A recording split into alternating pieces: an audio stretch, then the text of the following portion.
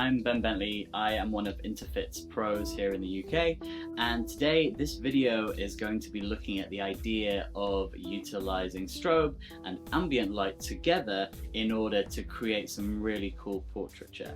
Now, in my work, it's something I end up doing quite a lot because I shoot a lot of environmental portraits, whether that is exteriors, interiors, or otherwise. These principles are basically at the center of my workflow. So the first question, for some people at least, might be, well, why would I want to combine those two things? Ambient is ambient, flash is flash. Well, ultimately, it's about being able to create something that is bigger than the sum of its parts. Now, what is cool about that is that you are creating something that somebody can't physically see. You're elevating something beyond what the naked eye is able to perceive. Now, in that case, it can be a stylistic choice, but it can also be a really practical choice, depending as to what the weather is doing, depending as to what the available light in any given room is doing.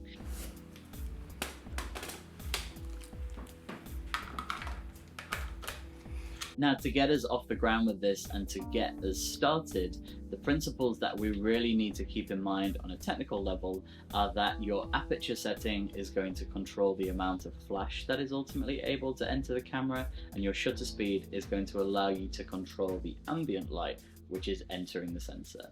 And between those two things and the balancing act that you are going to create within the camera is going to allow you to create the overall lighting for your image.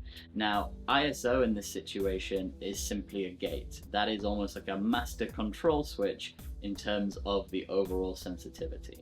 So my starting point would always be to pick an ISO initially, but you might end up choosing a different one, a higher one or a lower one, depending as to whether or not you can dial in the ambient exposure using your shutter speed that you're hoping to achieve.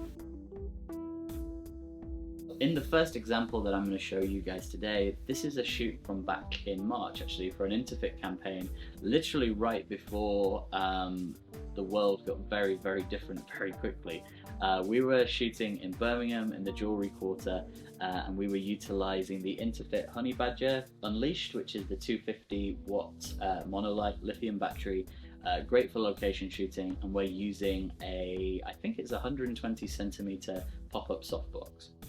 So it's a one light setup, but I'm essentially using my Honey Badger as my key light because it's directional and I'm able to control that. And then I'm utilizing the overcast day that we were dealing with in order to behave as fill light. In this first setup, we've got this great leather jacket. Now, what I was fascinated by as soon as I saw our model start to move is that we were getting actual movement on the tassels. Now, I very quickly decided I wanted to freeze that, so the role of my flash in this scenario was going to be exactly that. It was going to be freezing the action in camera. So, first step, I choose an ambient exposure for the daylight that is available. Now, in this situation, I wanted to expose it probably half a stop to one stop under what the actual value would be. So using my camera's meter, I dialed that in and eyeballed it, as I do most of these things, in order to get it to a point where I thought that looked about right for a starting point. We can always come back to that and dial it in one way or the other. We can either bring it further underexposed or we can bump it up a little bit further, but initially it was looking pretty good, and I decided that that was when I wanted to incorporate the flash and see what we were dealing with. So at this point in time, my exposure was, I think, f4, 250th of a second. So I set my strobe initially to half power, and then I upped it from there to get it to the point at which I was comfortable with it once I had positioned it.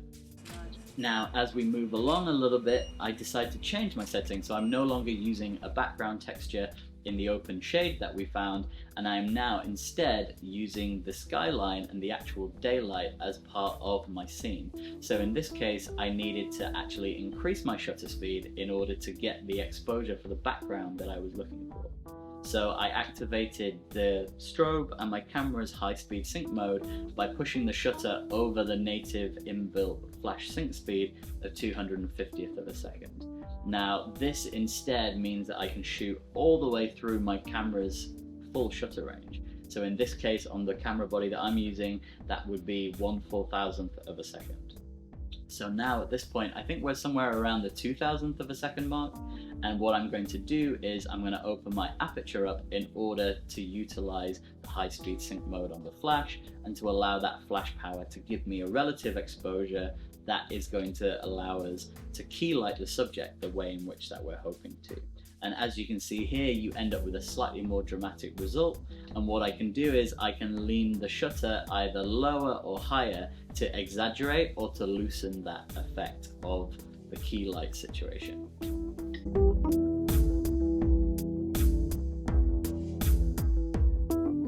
So the second example of combining ambient and strobe would be an interior setup.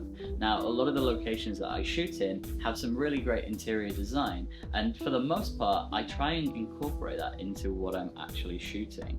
Now, it's really important to me that if there is a distinct vibe and a mood to the environment, and that is part of the story that we're telling, then that does need to be there. So what I look to do is I look to find an ambient exposure initially as a starting point that is going to allow me to present that as part of this story. In these situations, I don't really want to overpower the ambient light. I more so want to complement it and use my strobe more so as, I guess, a directional fill light almost, to ensure I'm getting the quality of light that I'm looking for on my subject, but without compromising the vibe that the ambient light gives to the room, whether that's from the type of lighting or whether that's from the big open window.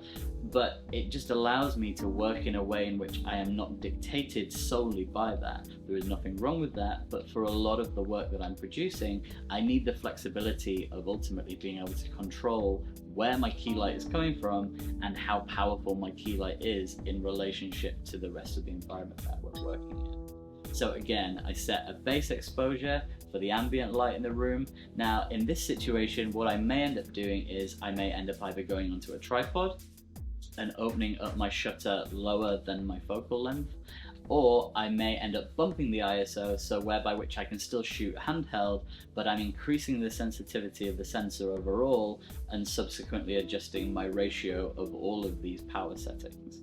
Now, either way is absolutely fine, and I shoot handheld a lot because, to be honest, I find tripods quite restrictive in a lot of situations, and it definitely slows down my workflow in scenarios whereby which I'm having to be very conscious of time. If I only have access to my subject for however long, I want to utilize that time as best as possible. And for me personally, shooting on a tripod often dictates that, and it dictates the speed, which I don't particularly like. So where I can, I will shoot at an ISO that I know is still going to give me clean enough images for the purpose that I'm wanting to do, but I'm also aware that I can, like I said, adjust that ratio of that exposure triangle in order to give me what I'm wanting in camera as best as possible.